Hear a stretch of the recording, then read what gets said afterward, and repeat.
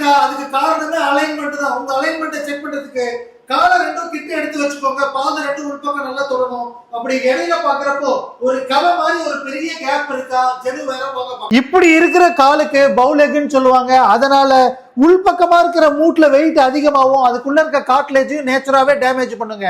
அதாவது excessive wait medial சைட்ல போகும்னு சொல்றேன்.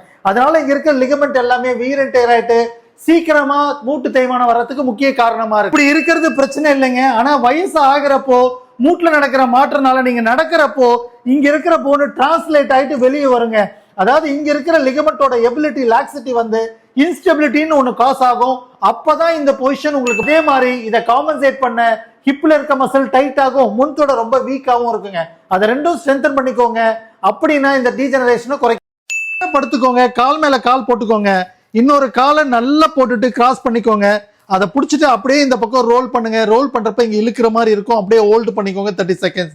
இது ஒரு 4-5 தடவை பண்ணிக்கோங்க ரெண்டு காலுக்கும். நம்பர் 2, மூட்டை ஸ்ட்ரென்தன் பண்றதுக்கு காலை கீழே வைக்காம நல்லா மடக்கி மடக்கி நீட்டுங்க. அதே மாதிரி கீழே விடாம காலை மேல தூக்கி தூக்கி விடுங்க. அதே மாதிரி சைட்ல படுத்துட்டு காலை முடிஞ்ச வரைக்கும் தூக்கிட்டு முன்னாடி பின்னாடி கொண்டு போங்க. மேல கீழே ஆட்டுங்க. சும்மா உட்காந்துருக்கீங்களோ அப்ப நல்லா உள்ள தள்ளி உட்காந்துட்டு காலை நல்லா தூக்கி தூக்கி விடுங்க. முன்தோட ஆக்டிவேட் ஆயிட்டும். இங்க இருக்க டீஜெனரேஷன் குறையும். மொபிலிட்டி தாங்க இதை இம்ப்ரூவ் பண்றதுக்கு. ரிப்பீட்டடா ஆக்டிவா இருங்க.